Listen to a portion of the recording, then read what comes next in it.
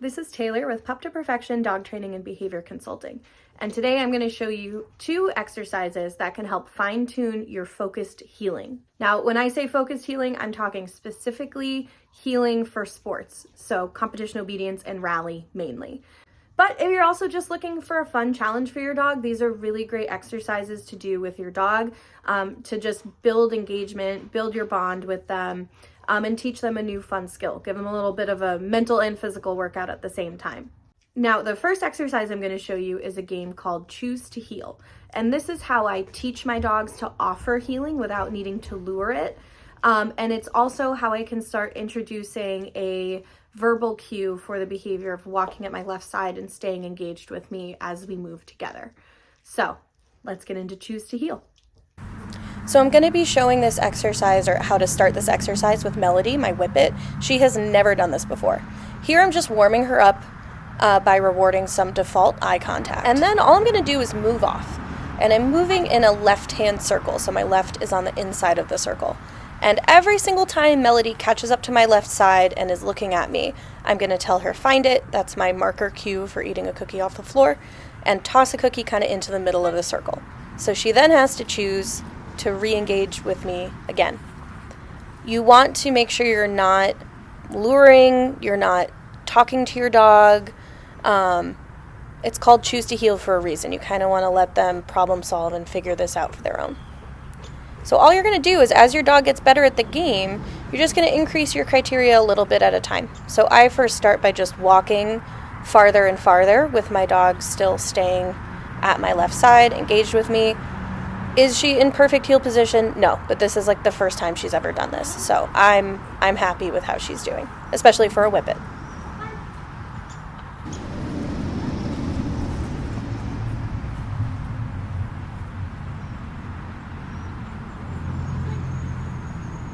And now with Chester, my more experienced dog, what I'm showing you here is, instead of walking a round circle, I'm actually walking a square. So I'm still throwing in some left turns, but in between the left turns, I'm actually walking straight. And this is a great way to start teaching your dog to heel with you straight and getting them off of that circle. So again, the better they get at this game, the more you can start stretching out your straight sides of your path to be longer and longer. So here I'm doing tighter left turns. I'm sort of doing like a little oval.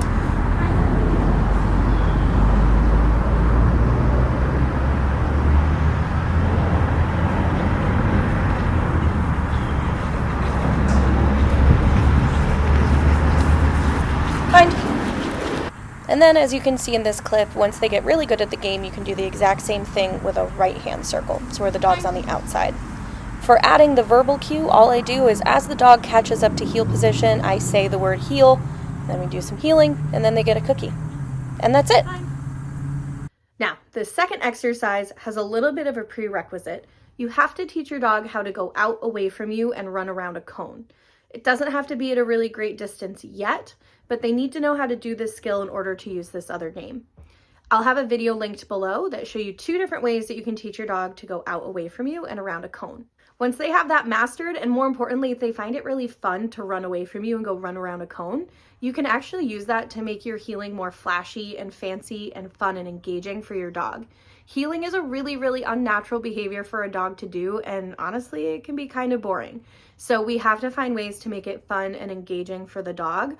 Otherwise, once we get into a trial environment, their heeling is going to fall flat. Or they're going to be more likely to disengage and check out whatever distractions are in the environment rather than stay engaged heeling with you around the ring. So here's how you can use running around a cone to make your heeling more fun and engaging for your dog. So here I'm just warming Melody up by sending her out around the cone. And this is about the distance I would want to have with this behavior before I start incorporating it into some heeling. So now what I'm going to do to move into doing this with some heeling is I'm using a cookie magnet to keep Melody with me until I send her around the cone.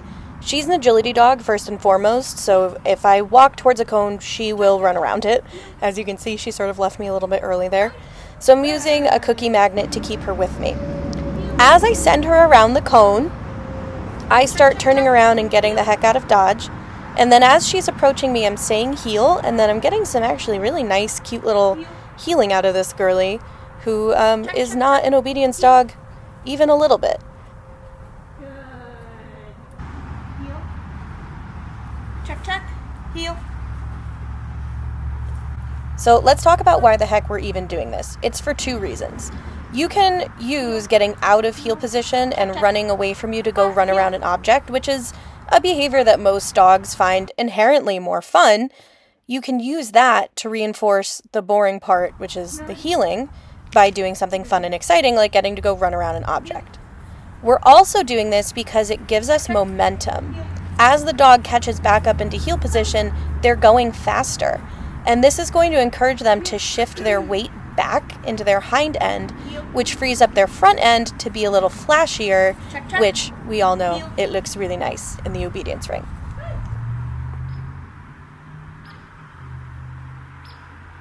And to reiterate that point about that weight shift and the momentum, I'm going to show you a different version of the cone game with Chester here.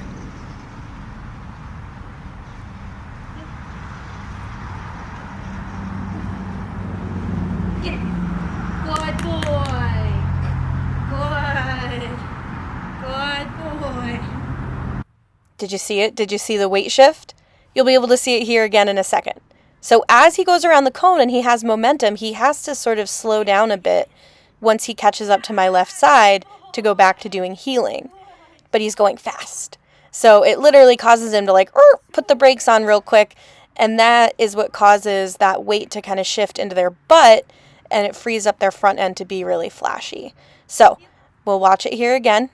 So look at the prancing, and then watch as he goes around that cone and he catches back up. Whoa, there's the flashy prancing. And then I'm sending him forward to get the toy on the ground to help reinforce that forward momentum, that rear shift into his butt, keeping that flashy, fancy, prancy heel. He also likes running and getting a toy and playing tug. So that excitement is also going to feed into getting that flashy, fancy, prancy healing. Get it. Heel. Heel. Get it, get it, get it, get it, get it. Good boy. Good. Yeah. Also, if you're watching this video and you're like, oh my god, there's no way I could just throw a tuggy toy on the ground and expect my dog to ignore it, I have videos for that as well.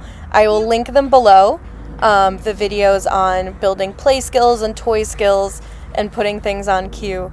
And you can see here, I tripped Chester out by instead of sending him right to the toy, I asked him to sit first. What a good boy. But yeah, being able to keep a toy on the ground and have your dog do stuff around it is a really useful skill for sports. So if that's something that you would like to work on, or to just work on it for stimulus control, then definitely check out the videos linked in the description. Get it, get it, get it, get it. Good boy. Good.